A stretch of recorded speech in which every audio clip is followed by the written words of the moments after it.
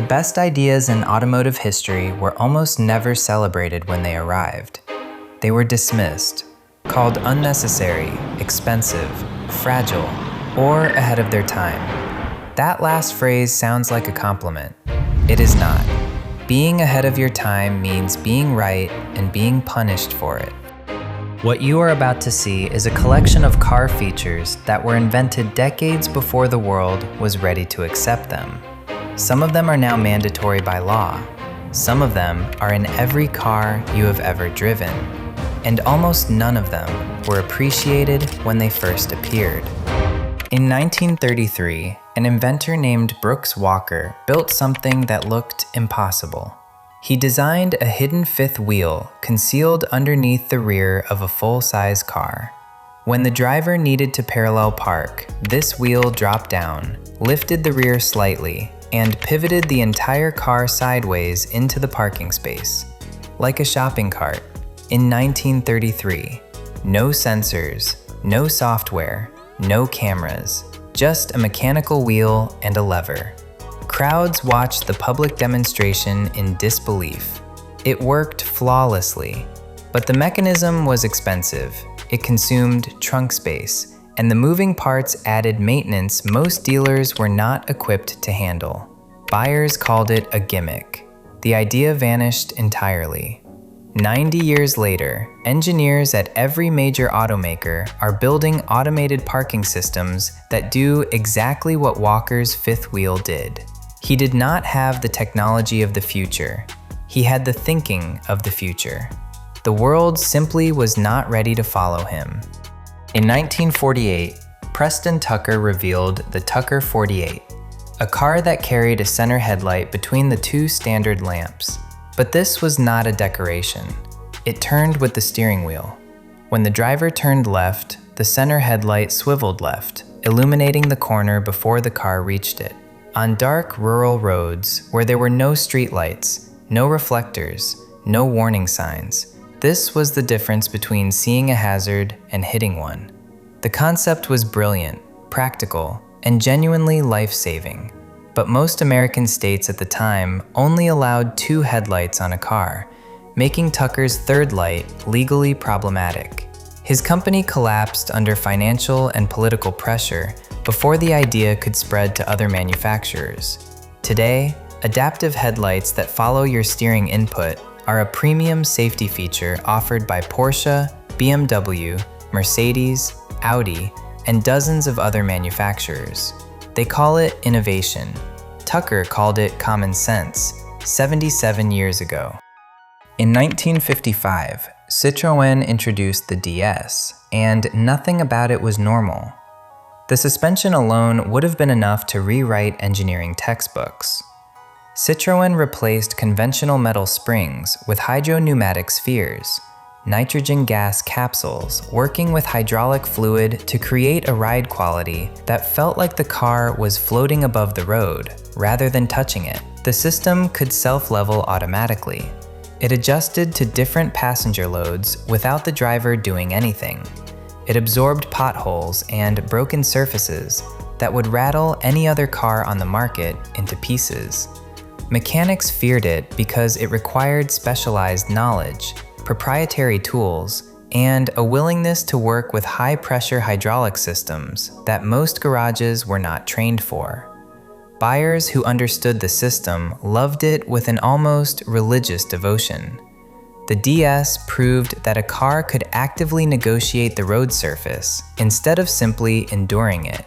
Every modern adaptive air suspension system, from Range Rover to the Mercedes S-Class, follows the exact philosophy that Citroën demonstrated nearly 70 years ago.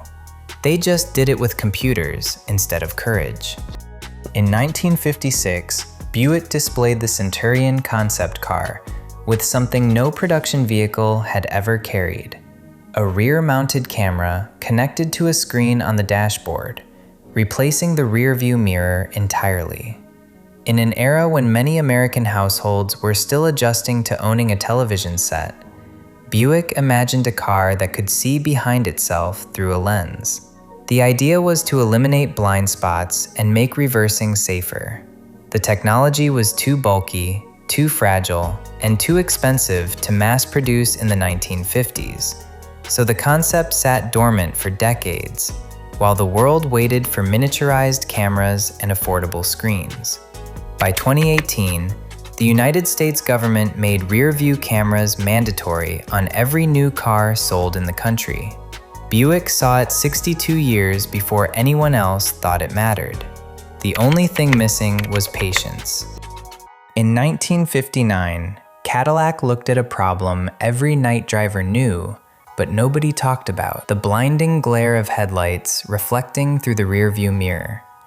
Their solution was the Hydropneumatic auto-dimming mirror, using a light sensor to detect bright beams from behind and automatically reducing the mirror's reflectivity before the glare reached the driver's eyes. It was elegant, immediate, and protective. It was also dismissed as an over-engineered luxury feature because most buyers did not think of eye comfort as something worth paying for. The feature faded quietly. Decades later, after electronics became cheaper and the technology more reliable, auto-dimming mirrors spread to nearly every car on the market. Today, most drivers forget they exist until they drive an older car without one and remember how punishing nighttime headlights truly are. In 1966, Cadillac offered heated seats in the Fleetwood, not as a prototype, not as a concept, as a real option you could order from the factory. Heating elements were embedded in the seat cushions, and a temperature sensor would activate them automatically when the cabin temperature dropped below 50 degrees Fahrenheit. The car anticipated your discomfort before you felt it. The market shrugged. Heated seats sounded excessive, a luxury solution to a problem people believed they could endure with a thicker coat. The feature disappeared after a short production run. Then decades passed. Winters kept being cold, people kept wanting comfort, and heated seats returned, first as a premium option in luxury sedans, then as near-standard equipment on everything from compact cars to pickup trucks. Cadillac proved what every engineer already suspected: comfort is not a luxury. It is an expectation waiting to be created. That same year, 1966, something far more radical appeared in England. The Jensen FF was a grand tourer that came with Ferguson Formula all-wheel drive and Dunlop Maxarette anti-lock braking technology. This was a fast, elegant road car with the kind of mechanical grip that performance vehicles would not see again for nearly 2 decades. On wet roads, cold surfaces, and unpredictable traction, the Jensen handled with a composure that made rear-wheel drive sports cars feel reckless by comparison. Only about 320 were built because the system was complex and expensive, but the idea was undeniably correct. You can trace a clean line from the Jensen FF to the moment when Audi's Quattro system made all-wheel drive a mainstream performance weapon in the 1980s. Jensen was there first. The world just was not paying attention. In 1969, the Volkswagen Type 3 arrived with a technology most drivers had never heard of: electronic fuel injection. For decades, carburetors had done the job of mixing air and fuel, but they did it roughly, mechanically, without any awareness of altitude, humidity, temperature, or changing engine conditions. The Bosch D-Jetronic system in the Type 3 used sensors to measure operating conditions in real time and deliver fuel with a precision that carburetors could never approach. Cold starts became easier, throttle response sharpened, emissions dropped, fuel efficiency improved. Mechanics distrusted it because electronics in an engine bay felt fragile and unfamiliar. What if it fails? Who fixes it? But the advantages were undeniable, and the questions answered themselves as the technology matured. Today, every mass-produced car on Earth uses electronic fuel injection. The carburetor is a museum piece, and the Volkswagen Type 3 was one of the first to prove that trusting sensors over springs was not a gamble. It was the future. In 1971, Chrysler and Bendix introduced an early electronic anti-lock braking system on the Imperial. The principle was simple but life-saving. A locked wheel cannot steer. A rolling wheel can. ABS pulses brake pressure faster than any human foot can manage, preventing the tires from locking up during hard braking so the driver can still steer around an obstacle instead of sliding helplessly into it. The system on the Imperial was expensive and fragile by the standards of what was to come. It took another decade of engineering refinement before ABS became robust enough for mass production. By 2013, it was legally required on all new passenger vehicles sold in the United States. Every car on the road today carries a direct descendant of that Chrysler system, quietly saving lives every single time a driver brakes in panic on a wet road. In the 1970s, Citroën appeared again, this time with the SM, carrying rain-sensing wipers. A windshield sensor detected moisture and activated the wipers automatically, adjusting their speed based on how heavily it was raining. The car was reading the weather and responding without the driver touching a stalk. This sounds ordinary now because it is ordinary now.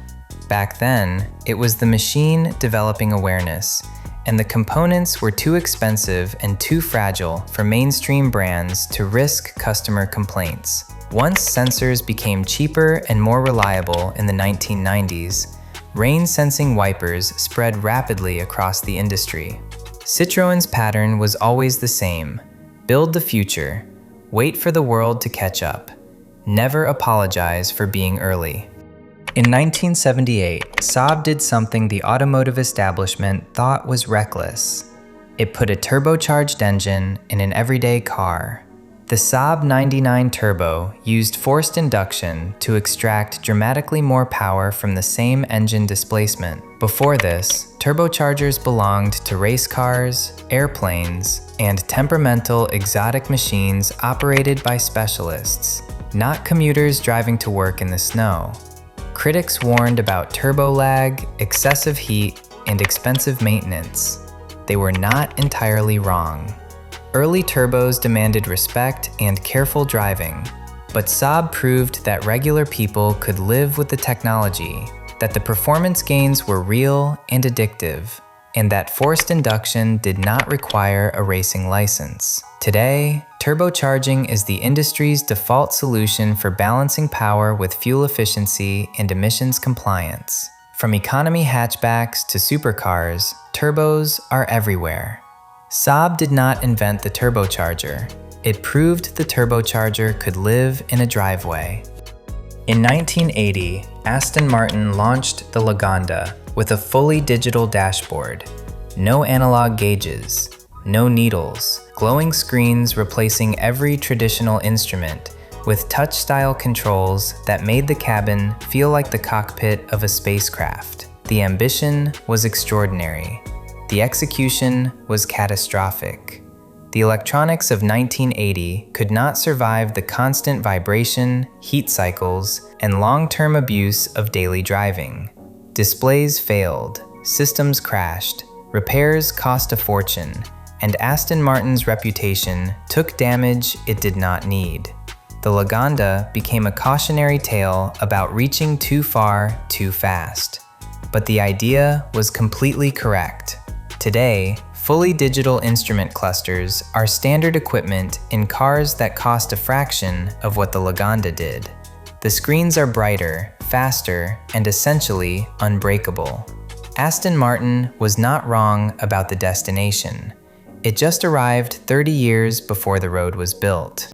In 1987, Honda brought four-wheel steering to mass production with the Prelude, a mechanical system that turned the rear wheels in the opposite direction to the fronts at low speed, shrinking the turning circle, and in the same direction at higher speeds, stabilizing lane changes and fast corners. Journalists praised the precision. Enthusiasts felt the difference immediately in parking lots and on winding roads. But mainstream buyers could not see four-wheel steering. They could not show it off. They could not brag about it at a traffic light. The extra cost and complexity were hard to justify for a feature that was invisible to everyone except the driver. The idea retreated to niche status for years. Today, electronic rear axle steering is a performance feature on Porsche, BMW, Ferrari, and Mercedes. The Prelude proved the advantage decades before the premium market was willing to pay for it. In 1988, Oldsmobile took a concept directly from military fighter jets and installed it in the Cutlass Supreme. A head-up display. Speed, warnings, and critical driving information projected onto the windshield, so the driver's eyes never had to leave the road. The logic was unassailable. Every fraction of a second spent glancing down at a gauge is a fraction of a second not spent watching what is happening ahead. Early head-up displays were limited in brightness, resolution, and the amount of information they could show. They stayed confined to premium trims and higher-end models for years. But the concept never stopped making sense, and as projection technology improved, HUDs became one of the most quietly useful features in modern driving. Speed, navigation arrows, lane departure warnings, all delivered without pulling your attention from the road. Oldsmobile borrowed from fighter pilots. The rest of the industry followed, slowly, then completely. In 1994, Volvo did what Volvo always does. It looked at how people were dying in car accidents and decided to solve the problem. The 850 introduced side impact airbags built into the seat bolster, designed to deploy in milliseconds and shield the occupant's chest and pelvis from the devastating force of a side collision, where the distance between the human body and the incoming door is measured in inches, not feet. The industry watched. Then it stopped watching and started copying, because the injury data was impossible to argue with. Side airbags, curtain airbags, and the entire modern layered safety approach owe their existence to this moment when Volvo treated crash statistics as a moral obligation, not a marketing opportunity. Today, side impact protection is expected in every car because Volvo made it impossible to justify selling a car without it. The pattern across all 15 of these stories is identical. The idea was right. The timing was wrong. Engineers and inventors saw the future clearly, built it with their own hands, and then watched the world spend decades catching up. Heated seats, rear-view cameras, anti-lock brakes, turbocharging, digital dashboards, electronic fuel injection, rain-sensing wipers, adaptive headlights, four-wheel steering, head-up displays, side airbags. Every single one was dismissed as excessive, unnecessary, or too expensive before it became essential, standard, or required by law. Progress does not move in a straight line. It moves in a loop. Invent, ignore, forget, rediscover, and then pretend it was obvious all along. The next time a new feature looks like overkill, remember this. History says the overkill is usually the blueprint. If this opened your eyes, subscribe to Timeless Treasures and hit the bell. We uncover the engineering stories the world forgot, one invention and one era at a time.